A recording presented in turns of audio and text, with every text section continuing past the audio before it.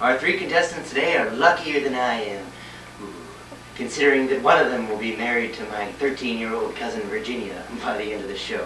They aren't alcoholics, and they don't die before the age of 40. Well, to make a long story short, here are the characters I created.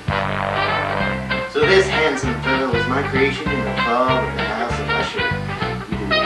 His claims to fame are that he associates with murders, reads bedtime stories to his mentally disturbed friend, and likes to take horrific runs through burning houses.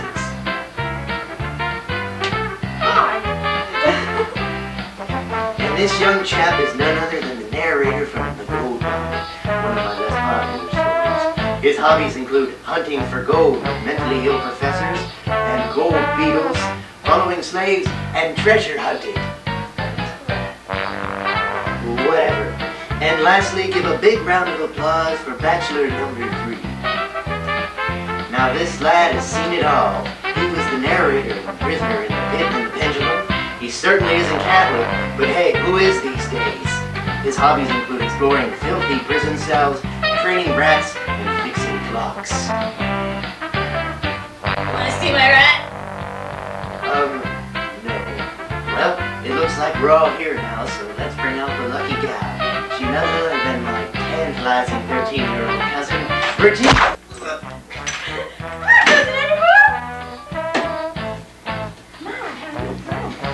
You too.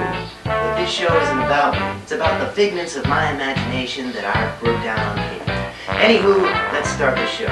Okay, Virginia, we're going to give you a set of questions and ask each one of the bachelors. At the end of the show, you're going to pick the lucky man that you adore the most. You will go on a romantic trip to the graveyard courtesy of the Baltimore Sunday Visitor, because they owe me my prize from when I run that writing competition. Sounds good to me. That's because it is. Let's start the questioning. Okay, Bachelor number 1, if I choose you and we go to the graveyard, what is your idea of the perfect date? Well, it wouldn't be finding somebody buried alive. I guess I better explain. One time, at the House of Usher, my ill in many ways friend Roderick buried his sister alive. And let me tell you, that just led to some problems. Okay, Bachelor number 2, same question. Well, we would look for skulls attached to tree limbs to help us find our treasure, just like I did when my friend Professor Legrand, who's a little bit batty, took his slave and me on a treasure hunt for Captain Kidd's treasure. This skull tactic seemed to work then, so I'm guessing that it would work there too, that is, if you have a gold beetle with a skull picture on its back. Freak, who has gold beetles with skulls on the back? I do. That sounds romantic. Now, all I need is a gold bug. Okay, Bachelor number 3, if you were an animal, what would you be and why?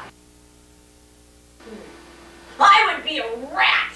Oh, I hated rats until they saved me from my doom. You see, I was tied down during the Spanish Inquisition in this jail place right after I almost fell into a pit.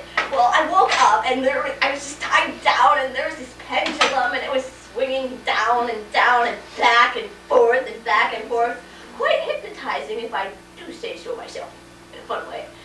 Anyway, so I didn't know what to do, and it was going to slip my neck. It was going to slip my neck. And then I put food on myself because I didn't know what else to do. And the rat... I'm telling a story! We don't care. Go away! Go to jail, like I was. So the rats climbed up on me and they ate the food and they cut the ropes and I was free! But, of course, not really. Then the walls got really hot and they were closing in on me. But it could have turned Right, out. anyway. Uh-huh. Wrong. Wow, that's a great story. You're so brave. Okay, same question to Bachelor number 1. I would probably have to say that I would be a horse. I like horses! Yes, a horse. So I could escape from the House of Usher. One time, at the House of Usher, actually the same time as before, the sister that Roderick buried alive came back and she attacked her brother. I fled the house as quickly as I could, but I probably could have left a little faster if I was a horse. How nice. Okay, new question. Bachelor number 2. if you could pick somewhere to go for a first date and not a graveyard, where would it be and why? Whoa, this is a tough one. I'd have to say Charleston, because that's where my first treasure hunting experience started all along. Gosh, you are overly obsessive with treasure hunting, you thief. Okay, same question to bachelor number 3. Bachelor number 3?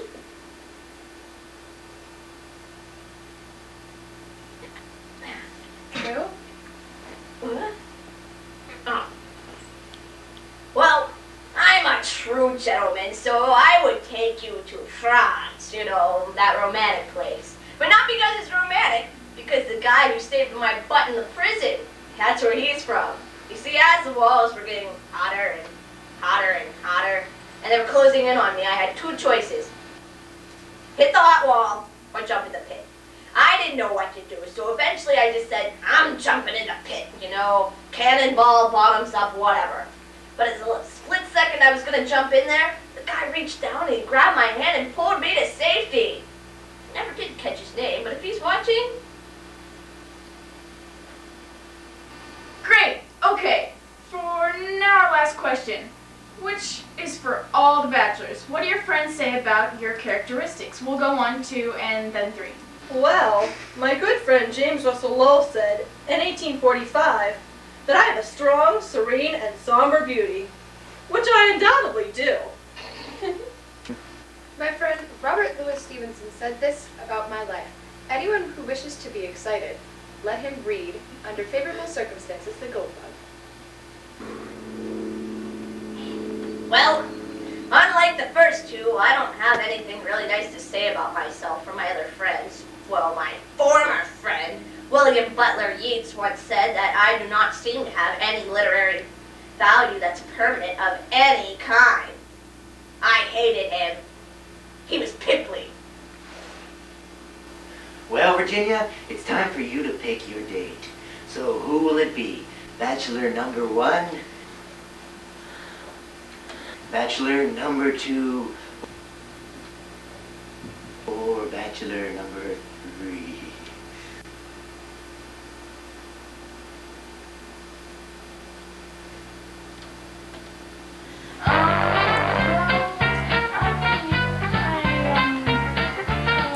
Go ahead, Virginia.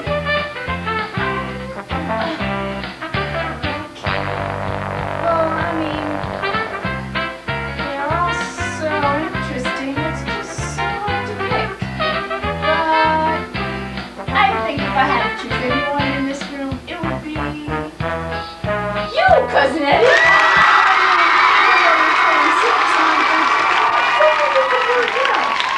You know, why would I pick one of the creations when I can have the creator? We could. You love me. I know it. It's easy to tell. And we could go to the graveyard and have a cryptic time. Even though you'll be going there anyway when I'm 25 and die, which will disturb you for the rest of your life. I will cause you to write all sorts of poems and things like Annabel Lee and The Raven.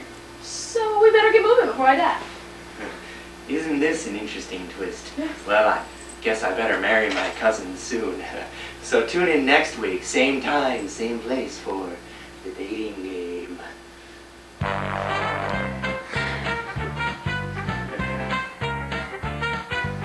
The dating game has been brought to you by Sheets.